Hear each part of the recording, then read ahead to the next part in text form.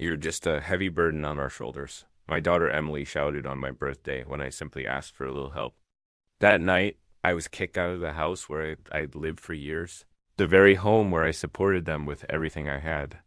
So, I froze their access to all my credit cards, canceled their first class tickets to Hawaii, and then I did what they thought I was incapable of doing. But that was only the beginning of my plan. Then I did something that even I didn't expect myself to do. Before we continue, please subscribe to this channel and let us know where you're listening in the comments. The shopping list crumpled in my hand like forgotten promises. Emily, could you drive me to the store?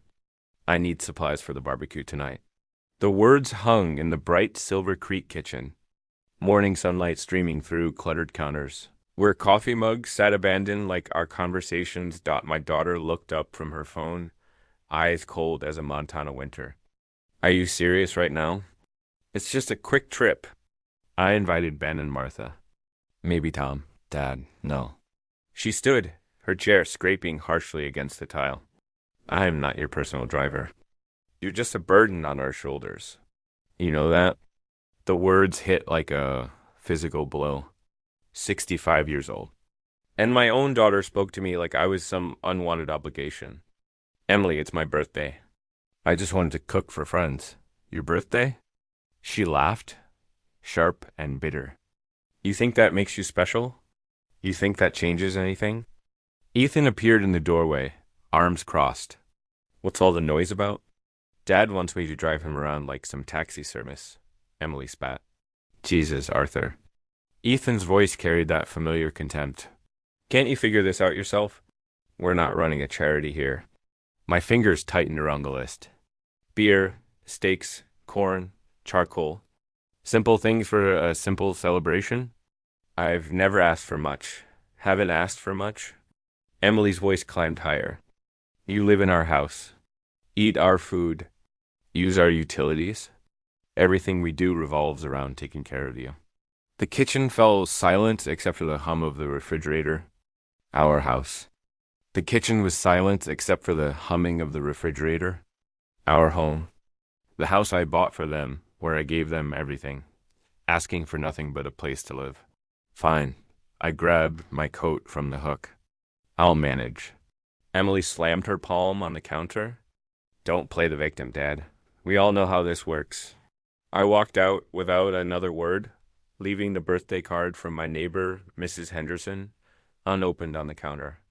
The morning air bit at my cheeks as I pulled out my phone, fingers steady despite the tremor in my chest.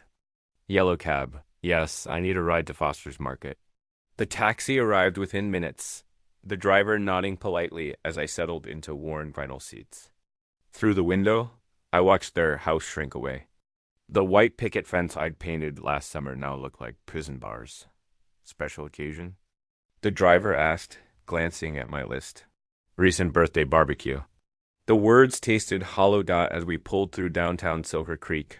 Memories flooded back, unbidden. The day I'd signed the deed over to Emily and Ethan, thinking I was securing their future.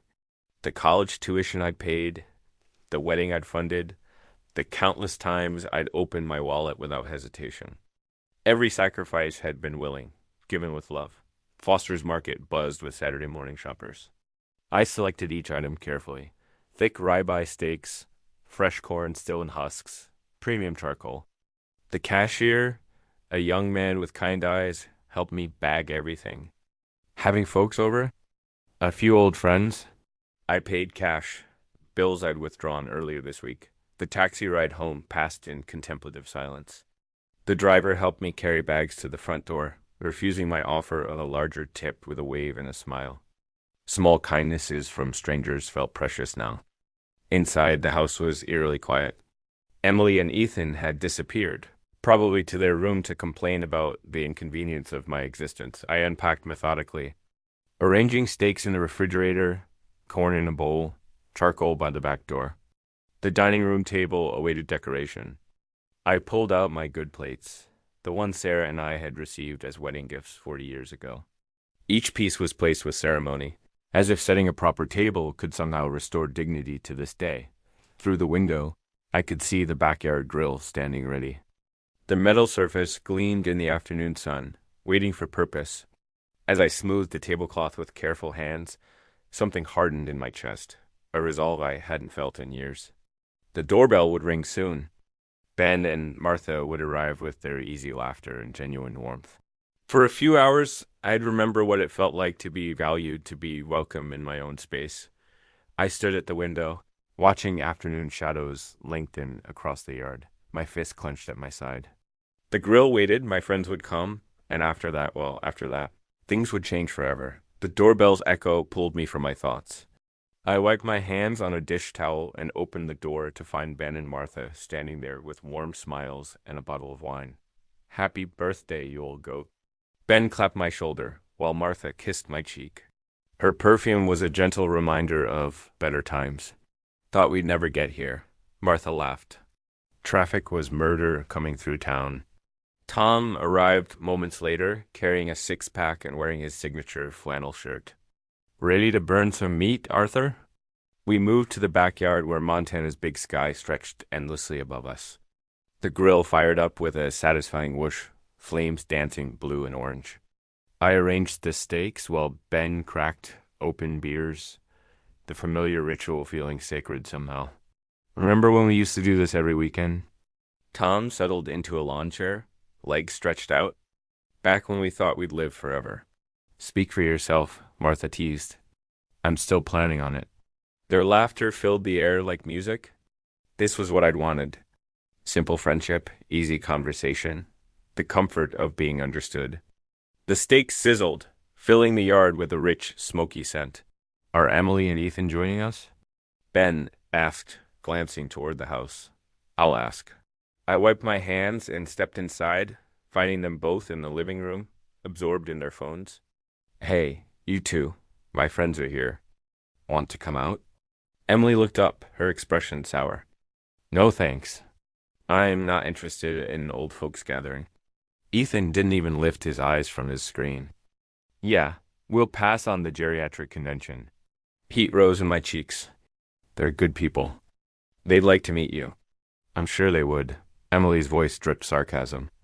But I have better things to do than pretend to care about your sad little birthday party. I returned to the backyard, forcing a smile. My friends had heard everything through the open door. I could see it in their carefully neutral expressions, the way they suddenly became very interested in their beer bottles.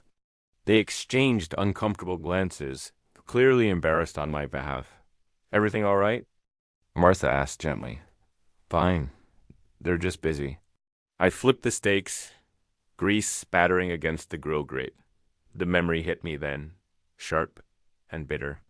3 years ago, Ethan had come to me with his business plan, some vague startup idea about app development. I'd written him a check for $15,000 without hesitation, believing in his dreams, even when the details seemed fuzzy.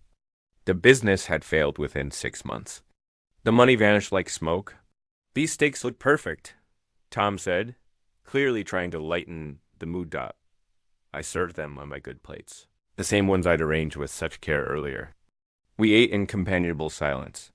The food tasted like ash in my mouth, despite their compliments. Well, Ben said, eventually checking his watch. We should probably head out soon. Martha's got her book club tomorrow, of course. I stood, beginning to clear plates. Let me walk you to the gate. They gathered their things with the practiced efficiency of people accustomed to awkward exits. At the front door, Martha squeezed my hand. Thank you for a lovely evening, Arthur. The steaks were wonderful. Happy birthday, friend. Ben's handshake lingered. Take care of yourself. I walked them to the gate, watching their taillights disappear into the Montana dusk. The evening air carried the scent of cooling charcoal and fading hopes. Birds settled into trees with final chirps, the day officially ending. Back inside, I found Emily and Ethan waiting in the living room, arms crossed like judges, preparing to deliver a verdict. The front door stood firmly closed behind me as if sealing off the life I was leaving behind. Nice party, Emily said, her voice sharp with mockery. Really showed us how important you are. Ethan smiled, cold and calculating. Yeah, Arthur, real impressive guest list. I stood there, hands still smelling of smoke and disappointment, feeling something dangerous stirring in my chest. The open door framed the darkness outside, promising possibilities I hadn't dared imagine before tonight. The dining room table still held the remnants of celebration, crumpled napkins, empty glasses, the ghost of better times. One paper napkin had fallen to the floor, forgotten and alone. I closed the door with deliberate care, the click echoing through the house like a decision being made. The evening chill crept through the closing door as I stepped into the dimly lit living room. Emily and Ethan stood there like sentinels, arms folded across their chests, faces set in hard accusation. The television flickered blue light across their rigid forms. "A really nice show you put on out there," Emily began, her voice sharp as the winter wind. Ethan stepped forward, jaw clenched. "What the hell were you thinking, Arthur? Bringing those old fools into our house? They're my friends." My voice remained steady, though something cold settled in my stomach. Good people who wanted to celebrate. "This is our house," Ethan cut me off, pointing his finger like a weapon. "You live under our roof. You don't get to invite random people over whenever you feel like it." Emily nodded, eyes glittering with something that looked like satisfaction. "We didn't agree to host your little senior citizen social club. I cooked. I cleaned up. They didn't disturb anything. That's not the point." Ethan's voice rose, echoing off the walls. "The point is you don't make decisions here. You're a guest in this house, and guests don't throw parties." The word guest hung in the air like smoke. Guest? In the house I'd purchased for them 2 years ago when they couldn't afford rent after Ethan lost his job. The house where I'd signed my name on the mortgage papers. Believing family meant something. "If you can't respect our rules," Emily said, crossing her arms tighter, "then maybe you need to find somewhere else to live." The silence stretched between us, broken only by the distant hum of the refrigerator and the soft murmur of late-night television. I looked at them both, my daughter and her husband, and saw strangers wearing familiar faces. "Fine." Emily blinked, clearly expecting more argument. "What?" I said fine. I turned toward the staircase, hand gripping the banister. "I'll pack." Ethan scoffed behind me. "Don't be dramatic, Arthur. We're just trying to set some boundaries here." I climbed the stairs without responding. Each step was deliberate and measured. My room, the guest room apparently, waited at the end of the hallway. I pulled my old suitcase from the closet, the leather handle worn smooth by decades of business trips and family vacations. Clothes folded neatly into the case, toiletries gathered from the bathroom. The photograph of Sarah and me from our last anniversary together, taken before the cancer took her. My fingers traced her smile as I wrapped it in a soft shirt. The memory struck me then, sharp and unwelcome. Emily's wedding day 6 years ago. The bill for the reception had been staggering $28,000 for flowers, catering, photography, the works. I'd written the check without hesitation, watching my daughter dance in her white dress, believing I was investing in happiness. Worth every penny, I told Sarah that night, both of us exhausted but smiling. Now Emily wanted me gone for having friends over for dinner. I zipped the suitcase closed, the sound sharp in the quiet room. My wallet, thick with the cash I'd withdrawn for the birthday barbecue. Car keys. No, the car was registered in both our names. Now, another gift. Another chain I'd forged myself. Downstairs, Emily and Ethan had returned to the couch, pretending to watch television. Neither looked up as I approached, suitcase wheels rolling softly across the hardwood floor. I set my house key on the coffee table with a gentle click. The metal caught the TV's blue glow for a moment before settling into shadow. "Arthur?" Emily started, but I was already walking toward the door. "Where are you going?" Ethan's voice carried a note of something that might have been uncertainty. I opened the front door, cool night air rushing in to fill the space between us. Out, the door closed behind me with the same deliberate care I'd used before. But this time I was on the other side of it, suitcase in hand, standing on the porch of a house that was no longer my home. The street stretched away into darkness, streetlights casting pools of yellow on empty pavement. Somewhere in the distance, a dog barked once and fell silent. I took my first step away from the house, wheels of my suitcase beginning their rhythmic rumble against the concrete.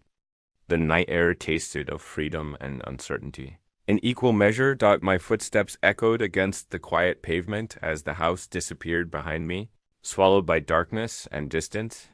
The suitcase bumped over sidewalk cracks, each jolt traveling up through the handle into my arm like a reminder of what I'd left behind. Silver Creek at night was different than during the day. Softer, somehow more forgiving. Streetlights created islands of warmth in the cool Montana air. And my breath formed small clouds that disappeared into the darkness. The familiar weight of my wallet pressed against my chest, containing enough cash to last several weeks if I was careful. As I walked, memories bubbled up unbidden. Emily at 18, sobbing in my kitchen after her first heartbreak. I'd held her while she cried, promising that things would get better, that she deserved someone who would treat her with respect. The irony wasn't lost on me now. The sidewalk stretched ahead, leading toward the commercial district, where I knew there was a modest motel. My legs, unused to such sustained walking, already ached with the effort. But something about the physical discomfort felt cleansing. Each step was a small act of rebellion against years of quiet submission. A car passed, headlights briefly illuminating my path before disappearing around a corner. The driver probably wondered about the old man walking alone with a suitcase, but I felt no shame. If anything, I felt more purposeful than I had in months. I passed the elementary school where Emily had attended kindergarten, its playground equipment casting strange shadows in the moonlight. I remembered picking her up here, her small hand in mine, as she chattered about her day. When had that bright, loving child become the cold woman who'd ordered me from my own home? The memory of her mother's funeral hit me like a physical blow. Emily, devastated and lost, leaning against me as dirt fell on Sarah's casket. I'd promised to take care of her, to make sure she never felt alone or abandoned. For 2 years after Sarah's death, I'd been Emily's anchor, helping her navigate grief, supporting her through therapy, being present whenever she needed me. And this was how it ended, with house keys on a coffee table and a suitcase. Rolling down an empty street, the neon sign of the Cedar Inn motel buzzed softly in the distance, its red letters spelling out vacancy like a welcome. My pace quickened slightly, though whether from eagerness or exhaustion, I couldn't tell. The night clerk, a young woman with tired eyes and a genuine smile, checked me in without judgment. Room 12, quiet spot in the back. The key was old-fashioned metal, heavy in my palm. Real keys for real doors. Something solid and honest about that room 12 smelled of pine cleaner and faded cigarette smoke. A single bed with a floral comforter, a small table with 2 chairs, a bathroom barely large enough to turn around in. It wasn't much, but it was mine for the night. I unpacked methodically, hanging shirts in the narrow closet, arranging toiletries on the bathroom counter. The photograph of Sarah went on the nightstand, her smile keeping me company in this strange room. When everything was organized, I lay on the bed, fully clothed, hands folded behind my head, staring at the ceiling. Water stains formed abstract patterns above me, and somewhere in the walls, pipes gurgled quietly under the vast Montana sky, dotted with stars like forgotten hopes. I pieced together the years of quiet giving. Now fueling this quiet fire within, Emily's college tuition. $43,000. Ethan's car when he lost his sales job. $18,000. The down payment on their first apartment. $12,000. Wedding costs. Emergency loans, Christmas gifts, birthday checks. How much had I given over the years? How much of myself had I poured into their lives, always justifying it by telling myself, that's what a good father does. Believing that love was measured in dollars and sacrifice, my breathing steadied as something crystallized in my chest. Not anger. Anger was too hot, too unfocused. This was something cooler, more deliberate. A quiet certainty that I was done being treated like a burden by people who'd built their lives on my generosity. The ceiling stared back at me, offering no answers, but somehow confirming what I already knew. Tomorrow would be different. Tomorrow, I would stop being the man who gave everything and asked for nothing. Tomorrow, I would start being the man who understood his own worth. Morning light filtered through the thin motel curtains like a gentle awakening, painting golden stripes across the faded carpet. I stretched in the narrow bed, surprised by how well I'd slept better than I had in months, despite the unfamiliar surroundings. Something had shifted overnight, as if leaving that house had lifted a weight. I'd grown so accustomed to carrying that. I'd forgotten what freedom felt like. I dressed quickly, hands steady as I buttoned my shirt. The mirror above the dresser reflected a man who looked different than the one who checked in last night. Same face, same graying hair, but something in the eyes had changed. Purpose, determination. The room phone sat on the nightstand, black and solid, with real buttons. I dialed the taxi company, speaking clearly into the receiver. Yes, Cedar Inn Motel. I need a ride to First National Bank on Main Street. 10 minutes, came the reply. Outside, Silver Creek was waking up. The taxi arrived promptly, driver nodding as I settled into the back seat. Through the window, I watched the town come to life. Coffee shops opening, people walking dogs, children waiting for school buses, normal morning rhythms of a community I'd been part of for decades, but somehow never truly belonged to, business at the bank. The driver asked, glancing in the rearview mirror, "Taking care of some accounts?" The bank's marble lobby echoed with the sound of my footsteps. Fluorescent lights hummed overhead, casting everything in stark, honest light. The morning teller, a middle-aged woman with kind eyes behind wire-rimmed glasses, smiled as I approached. "Good morning. How can I help you?" "I need to block access to my credit cards for specific authorized users." She paused, fingers hovering over her keyboard. "Are the cards lost or stolen?" "No, I want to remove access permissions for 2 people. My daughter Emily Stone and her husband Ethan." Her eyebrows rose slightly. "Sir, that's quite unusual." "Are you certain about this?" "Family financial disputes can be complicated. I'm certain." My voice carried no hesitation. "They no longer have my permission to use my accounts." The teller nodded slowly, professional discretion taking over. "I'll need to see identification and verify your account details." Papers shuffled across the counter, forms to sign, authorizations to revoke, signatures to witness. Each pen stroke felt like another chain breaking, as buildings blurred past during my cab ride here. A sense of liberation had washed over me, sharper than the sunlight piercing the glass, marking the end of endless concessions. The memory surfaced as I signed the final document. Just 2 months ago, Emily had called in tears about wanting to renovate their kitchen.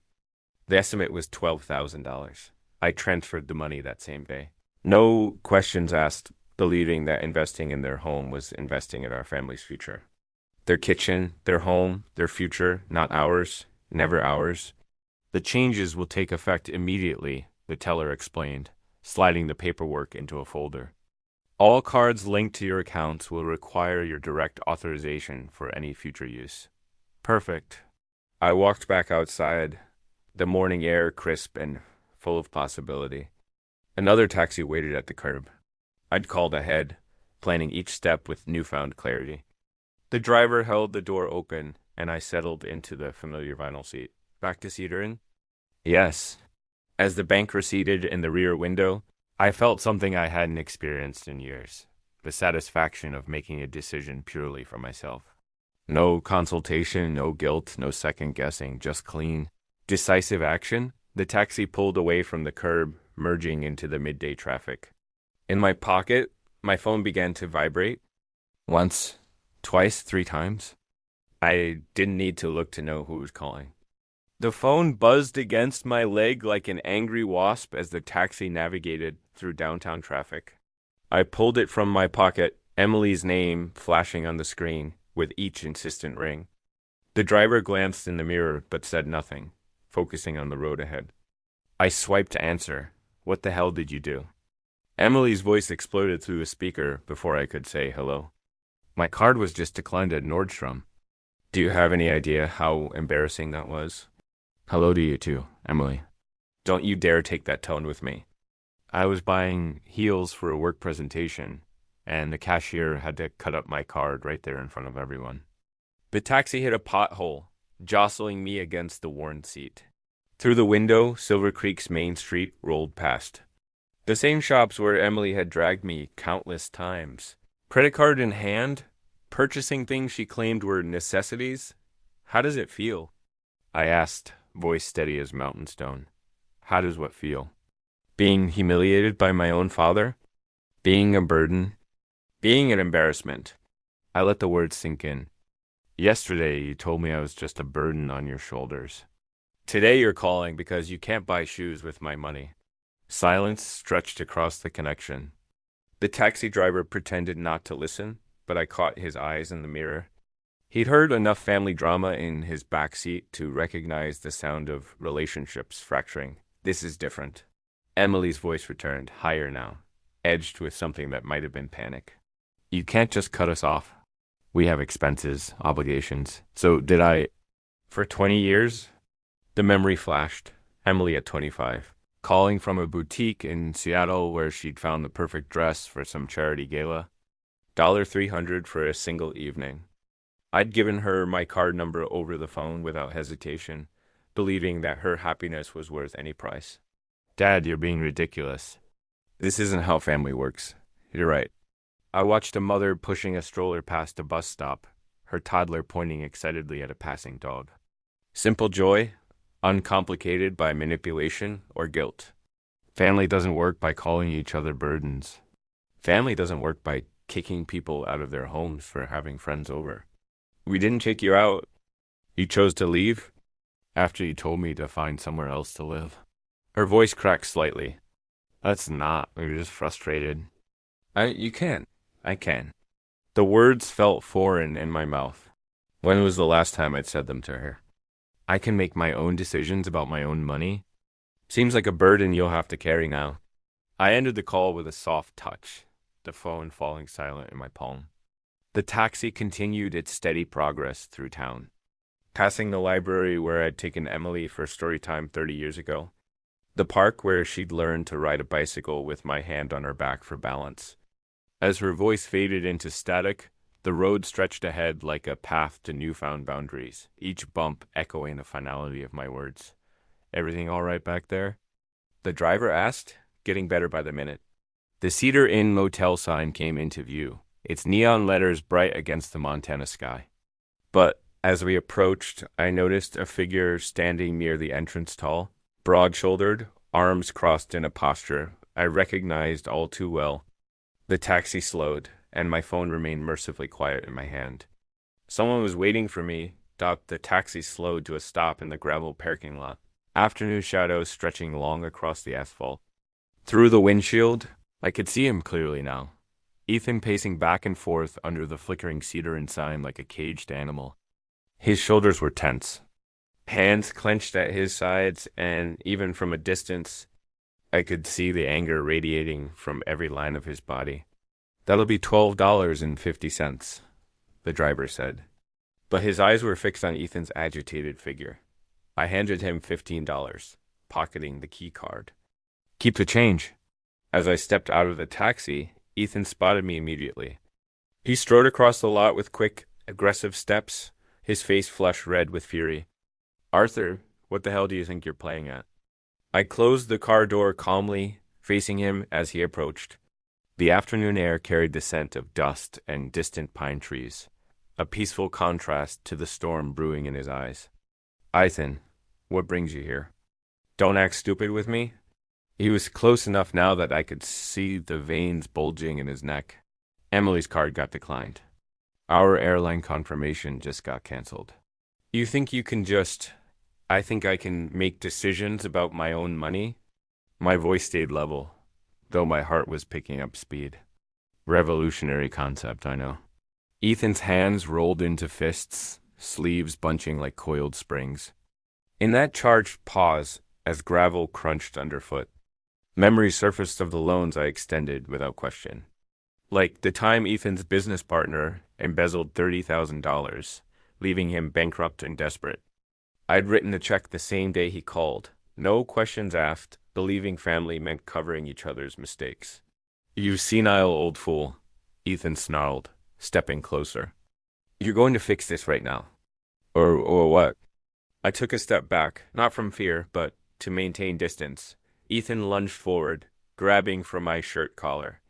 But before his fingers could make contact, the taxi driver was suddenly there, stepping between us with the solid presence of someone who'd dealt with troublemakers before. Hey now. The driver's voice carried quiet authority. That's enough of that. Ethan stopped mid-reach, surprised by the intervention. This is none of your business. This gentleman paid his fare politely and treated me with respect, the driver said, not backing down despite being shorter than Ethan. You want to throw punches? Do it somewhere else. I won't stand by and watch you attack a decent man. The confrontation balanced on a knife's edge. Ethan's face cycled through anger, confusion, and something that might have been shame. 3 strangers in a motel parking lot, 2 of them protecting each other from the third. This isn't over, Arthur, Ethan spat. But he was already backing away. Not by a long shot. He stalked back to his pickup truck, engine roaring to life with unnecessary aggression. Gravel sprayed as he peeled out of the lot, the sound of his departure echoing off the motel's weathered walls. I turned to the taxi driver, who was straightening his jacket as if nothing unusual had happened. Thank you. That was unexpected kindness. He shrugged, genuine warmth in his weathered face. Man can't stand by and watch bullies work. Take care of yourself. Ben was already there, rising from a corner table with the same genuine smile that had made him such good company at yesterday's disaster of a birthday party. His handshake was firm, his eyes carrying the kind of concern that came from decades of friendship. Arthur, my friend, you look. He paused, studying my face. Different. Stronger. Somehow. Funny how a good night's sleep and some hard decisions can change a man's perspective. We moved to the counter where a barista with paint-stained fingers and kind eyes took our orders. Black coffee for Ben. A cappuccino for me. An indulgence I rarely allowed myself when Emily was always watching my spending like a hawk monitoring prey, settled at our table with steaming mugs between us. Ben leaned forward with the patient attention of someone who'd witnessed enough life's upheavals to know when a friend needed to talk. So, tell me what happened after we left last night. Martha was worried. She said she heard voices from inside when we were saying goodbye. The words tumbled out like coffee beans from a broken bag.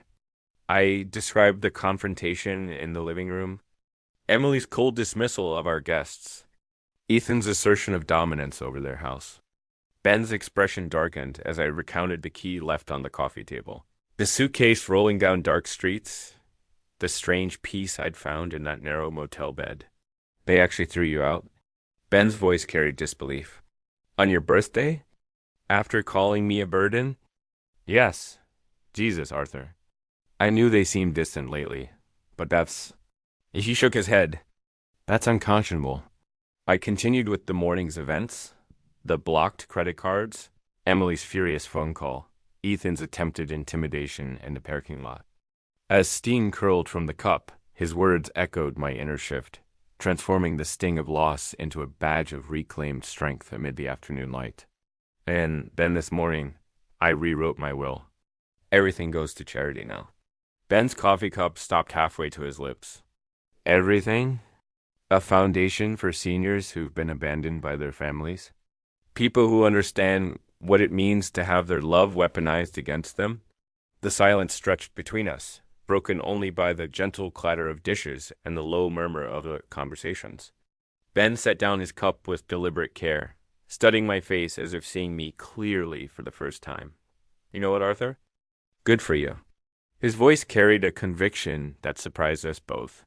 I've watched Emily and Ethan treat you like a walking TM for years. We all have, but none of us knew how to say anything without overstepping. You saw it too. Of course. We saw it last night at dinner. The way she rolled her eyes when you were talking about your garden. The way Ethan kept checking his phone like he had somewhere better to be at your own birthday party. For God's sake. The memory surfaced. Emily's bored expression as I described the tomatoes I'd been nurturing. Ethan's dismissive snort when I'd mentioned hoping to visit my sister in Oregon next month. Details I'd noticed but dismissed, filing them away under the category of family dynamics rather than recognizing them as symptoms of a deeper disrespect. I keep wondering when it started. I said, when I stopped being their father and became their financial resource. Probably gradual. People don't wake up one morning and decide to be cruel. They slide into it, one small compromise at a time. Ben reached across the table, his weathered hand briefly covering mine. But you stopped the slide. That takes guts. My phone began to ring, the sound cutting through our conversation like a fire alarm. Emily's name flashed on the screen. Her photo, a smiling image from last Christmas that now seemed like evidence from a crime scene. Ben glanced at the phone, then back at my face. You going to answer that? I stared at the screen, watching it pulse with each ring, knowing that whatever Emily had to say would only confirm the rightness of every decision. I'd made sense walking out of that house. The cafe continued its gentle rhythm around us, unaware that at table 7, a man was choosing between his past and his future with each unanswered ring. The phone's insistent ring sliced through our conversation like a blade through silk. Emily's name pulsing urgently on the screen as conversations around us momentarily quieted. Ben raised his eyebrows, waiting to see what I would do. I swiped to answer and deliberately switched to speaker mode, setting the phone on the wooden table between our coffee cups. Dad, have you completely lost your mind? Emily's voice exploded from the tiny speaker, drawing stares from nearby tables. Ethan told me about your little tantrum at that sleazy motel.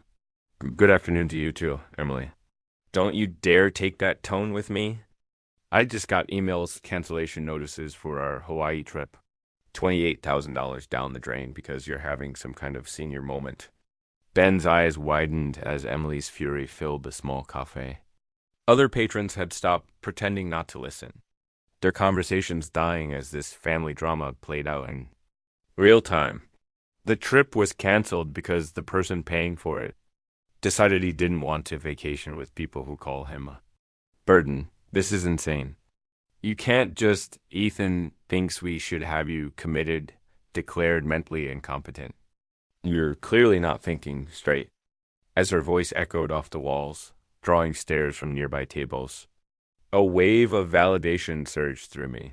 Sharper than the steam rising from forgotten mugs, the memory flashed. Last year's family cruise to Alaska. Another surprise I'd funded while Emily spent the entire week complaining about the food, the weather, the excursions I'd carefully planned. Actually, Emily, I'm thinking more clearly than I have in years. You're destroying our family. How are we supposed to explain this to people? How are we supposed to pay for? You're supposed to pay for things the same way every other adult does, with your own money, from your own job, using your own resources. The silence from the speaker lasted exactly 3 seconds before Emily's voice returned, higher and more desperate.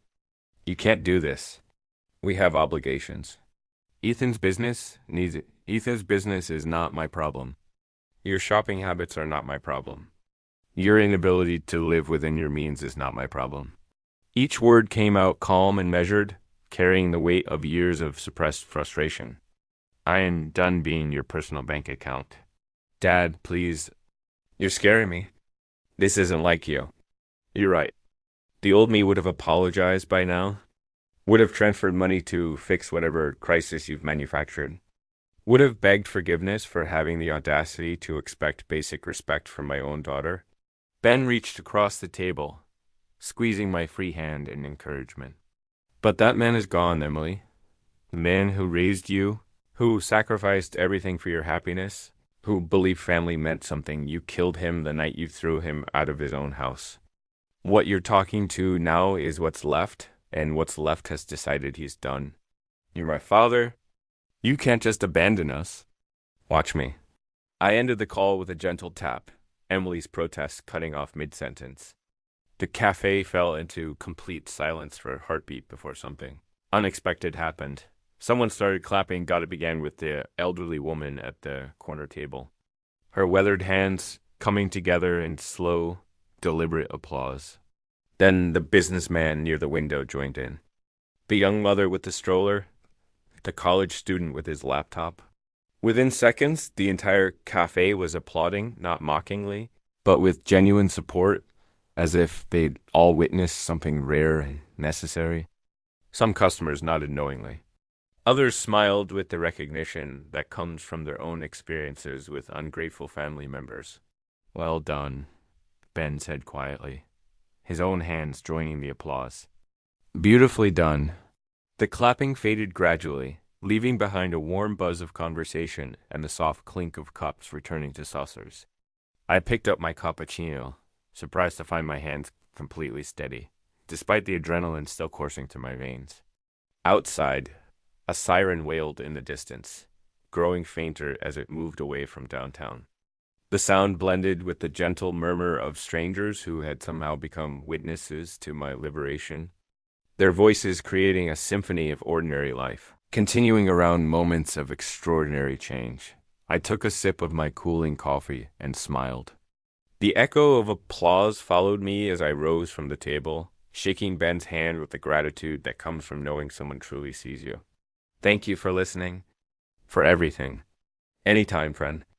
And Arthur, I'm proud of you. The next month unfolded like pages turning in a book I'd never dared to read. Within a week, I contacted Corinne Brooks, Silver Creek's most respected realtor. A woman whose confidence and no-nonsense approach reminded me of the person I was becoming. I want something that's completely mine, I told her as we drove through tree-lined neighborhoods. Something with space to breathe. The house she showed me on Hillside Drive was perfect. A modest ranch with wide windows overlooking the Swan Mountains. A kitchen built for one person who actually enjoyed cooking, and a front porch that caught both sunrise and sunset. The previous owners had maintained it lovingly, leaving behind the scent of fresh paint and possibility. It has good bones, Corinne said, as I signed the purchase agreement. Like its new owner. Moving day came with the kind of crisp Montana morning that made everything seem possible. My possessions from the motel room fit into a single carload. Clothes, toiletries, Sarah's photograph, and the manila envelope containing my new will. Everything else I was learning had been unnecessary weight. With each mile under the vast sky, where pines whispered secrets of renewal, the chains of obligation dissolved, leaving space for breaths I'd long forgotten. I drove to Flathead Lake. Hiked the trails I'd always promised myself I'd explore. Discovered that solitude felt like freedom rather than loneliness. My phone buzzed occasionally with messages from Emily and Ethan, apologies that felt calculated. Pleas about mortgage payments and business expenses. Accusations of cruelty wrapped in the language of family obligation. I read them once and deleted them immediately, feeling nothing but relief that they're emergencies were no longer mine to solve. The voicemail from Ethan was particularly pathetic. Arthur, come on. We all said things we didn't mean. Emily misses you. I miss you. Can't we work this out like family? Family? The word had lost its power to guilt me into submission. Instead, I spent my days exploring my new freedom. The grocery store where I bought exactly what I wanted to eat. The hardware store where I selected tools for projects that pleased only me. The bookstore where I purchased novels I'd always meant to read. Finally having the mental space to enjoy stories that weren't dominated by other people's crises. 3 weeks into June, I stood on my new front porch, watching the sun set behind the mountains. A travel brochure fluttering in my hand. Scotland, Ireland, places I dreamed of visiting but never prioritized because Emily always had more immediate needs for my resources. The brochure pages turned like new chapters. Each destination represented choices I could make purely for joy rather than obligation. The evening breeze carried the scent of wildflowers and possibility, rustling through the pines with a sound like quiet applause. Behind me, my house waited with lights in the windows and dinner on the stove, a life sized exactly to fit one man who'd finally learned the difference between being alone and being lonely. Standing there, sipping a glass of wine I'd bought just for myself, I realized the silence wasn't empty, it was full of peace. A comforting blanket I wrapped around my new life. Tomorrow I might call a travel agent. Next week I might take that photography class I'd seen advertised at the community center. The future stretched ahead, unencumbered by guilt or the exhausting mathematics of keeping ungrateful people happy. For the first time in decades, my time belonged entirely to me as darkness settled over the mountains and stars began to emerge in the vast Montana sky. I folded the travel brochure and tucked it into my shirt pocket next to my heart. The night was quiet, except for the gentle sigh of wind through the trees and the distant call of an owl claiming its territory. I had claimed mine too. If you like this story, please like this video, subscribe to this channel, and share your impressions of this story in the comments. To listen to the next story, click on the box on the left. Thank you for watching.